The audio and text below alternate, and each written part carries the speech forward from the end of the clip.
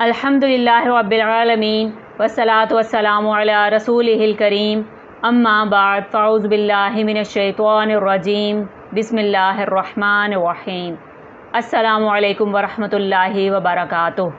حضرت ابو بکر صدیق رضی اللہ تعالیٰ عنہ کا اصل نام عبداللہ، کنیت ابو بکر اور لقب صدیق ہے۔ آپ رضی اللہ تعالیٰ عنہ قریش کی ایک شاخ بنی تمیم میں سے تھے۔ آپ رضی اللہ تعالیٰ عنہ کے والد محترم کا نام عثمان بن عامر تھا، کنیت ابو قحافہ تھی۔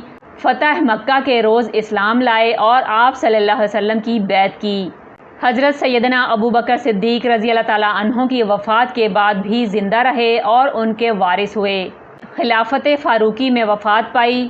حضرت ابو بکر صدیق رضی اللہ تعالیٰ عنہ کی والدہ محترمہ کا نام سلمہ بنت صغرا بن عامر بن کعب بن سعد بن تمیم بن مرہ ہے۔ کنیت ام الخیر رضی اللہ تعالیٰ عنہ ہے۔ والدہ محترمہ حضرت ابو بکر صدیق رضی اللہ تعالیٰ عنہ کے والد کے چچا کی بیٹی ہیں۔ ابتدائے اسلام میں ہی آپ صلی اللہ علیہ وسلم کے ہاتھ پر بیعت کر کے مشرف با اسلام ہو گئی تھیں۔ مدینہ منورہ میں جمادی الثانی 13 ہجری میں وفات پائی۔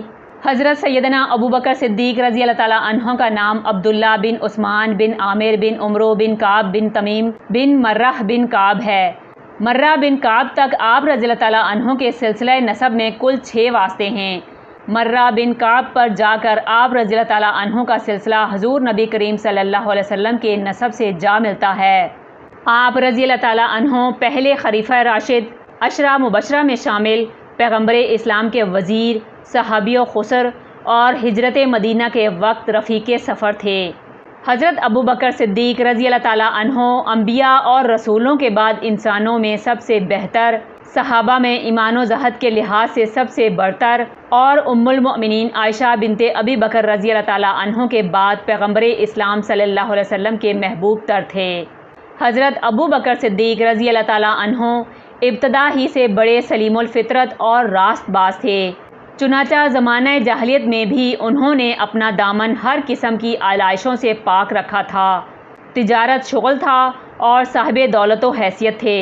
آپ رضی اللہ تعالیٰ عنہ کو یہ امتیاز حاصل ہے کہ مردوں میں سب سے پہلے حضور صلی اللہ علیہ وسلم پر ایمان لائے اور آخری دم تک رسول اللہ صلی اللہ علیہ وسلم کے دست و باز بنے رہے۔ اسی وجہ سے صدیق لقب ملا۔ اسلام کے لیے آپ نے جان و مال کی بے نظیر قربانیاں پیش کیں۔ کئی موقعوں پر گھر کا سارا اثاثہ دین کی خاطر نثار کر دیا۔ حضرت ابو بکر صدیق رضی اللہ تعالیٰ عنہ نہایت نرم دل، متواضع، انکسار پسند اور پرہیزگار تھے۔ عبادت گزار اتنے کہ راتیں قیام میں اور دن روزوں میں گزر جاتے۔ دنیا سے کبھی دل نہ لگایا اور آخرت کا خوف ہمیشہ غالب رہا۔ قبول اسلام کے بعد 13 برس مکہ میں گزارے، جو سخت مصیبتوں اور تکلیفوں کا دور تھا۔ بعد ازاں پیغمبر اسلام صلی اللہ علیہ وسلم کی رفاقت میں مکہ سے یثرب ہجرت کی۔ نیز غزوہ بدر اور دیگر تمام غزوات میں پیغمبر اسلام صلی اللہ علیہ وسلم کے ہم رکاب رہے۔ جب پیغمبر محمد صلی اللہ علیہ وسلم مرض الوفات میں ہوئے تو حضرت ابو بکر صدیق رضی اللہ تعالیٰ عنہ کو حکم دیا کہ وہ مسجد نبوی میں امامت کرائیں۔ نبی کریم صلی اللہ علیہ وسلم کی وفات کے بعد ابو بکر صدیق رضی اللہ تعالیٰ عنہ کے ہاتھوں پر مسلمانوں نے بیعت خلافت کی۔ منصب خلافت پر فائز ہونے کے بعد ابو بکر صدیق رضی اللہ تعالیٰ عنہ نے مسجد نبوی صلی اللہ علیہ وسلم میں منبر پر بیعت عام لی۔ بعد ازاں کھڑے ہو کر ایک تاریخی خطبہ ارشاد فرمایا۔ حمد و نعت کے بعد لوگوں سے مخاطب ہو کر کہا کہ میں تمہارا سردار بنایا گیا ہوں، حالانکہ میں تم سے بہتر نہیں ہوں۔ پس اگر میں نیک کام کروں تو تمہارا فرض ہے کہ میری مدد کرو، اور اگر میں کوئی غلط راہ اختیار کروں تو فرض ہے کہ تم مجھ کو سیدھے راستے پر قائم کرو۔ تم میں جو ضعیف ہے وہ میرے نزدیک قوی ہے جب تک کہ میں اس کا حق نہ دلا دوں، اور تم میں جو قوی ہے وہ میرے نزدیک ضعیف ہے جب تک کہ میں اس کا حق نہ لے لوں۔ تم لوگ جہاد کو ترک نہ کرنا۔ جب کوئی قوم جہاد کو ترک کر دیتی ہے تو وہ ذلیل ہو جاتی ہے۔ جب تک کہ میں اللہ اور رسول صلی اللہ علیہ وسلم کی اطاعت کروں تو تم میری اطاعت کرو۔ جب میں اللہ اور اس کے رسول صلی اللہ علیہ وسلم کی نافرمانی کروں تو تم میرا ساتھ چھوڑ دو، کیونکہ پھر تم پر میری اطاعت فرض نہیں ہے۔ اس روز تقریباً 33,000 صحابہ کرام رضی اللہ تعالیٰ عنہ نے حضرت ابوبکر صدیق رضی اللہ تعالیٰ عنہ کے ہاتھ پر بیعت کی۔ حضرت ابوبکر صدیق رضی اللہ تعالیٰ عنہ خلیفہ بن جانے کے بعد بھی پوری تندہی سے یتیموں اور بے کسوں کی خدمت کرتے رہے۔ کسی کی بکریوں کا دودھ دھوتے، کسی کے اونٹ چرانے چراگاہوں میں لے جاتے۔ طبیعت میں سادگی اور فقر کوٹ کوٹ کر بھرا ہوا تھا۔ حضور اکرم صلی اللہ علیہ وسلم فرمایا کرتے تھے، میں نے ہر شخص کے احسانات کا بدلہ دنیا میں ادا کر دیا ہے، لیکن ابوبکر رضی اللہ تعالیٰ عنہ کے احسانات مجھ پر باقی ہیں، ان کا بدلہ قیامت کے روز اللہ تعالیٰ دے گا۔ حضرت ابوبکر رضی اللہ تعالیٰ عنہ کا بہت بڑا کارنامہ قرآن مجید کا یکجا کرنا ہے۔ آپ کے عہد کی لڑائیوں میں بہت سے حافظ قرآن صحابہ شہید ہو گئے۔ اس سے ابوبکر رضی اللہ تعالیٰ عنہ کو فکر لاحق ہوئی کہ کہیں قرآن کا کوئی حصہ ضائع نہ ہو جائے۔ حضرت عمر رضی اللہ تعالیٰ عنہ نے آپ رضی اللہ تعالیٰ عنہ کو مشورہ دیا کہ جلد از جلد تمام اجزاء کو اکٹھا کر کے کتابی شکل میں مرتب کر لیا جائے۔ اگرچہ قرآن کریم کی تنزیل حضرت صلی اللہ علیہ وسلم کی زندگی میں مکمل ہو چکی تھی، لیکن اس کے مختلف حصے صحابہ نے کاغذ کے اوراق، کھجور کے پتوں اور چمڑے یا پتھر کے ٹکڑوں پر لکھ رکھے تھے۔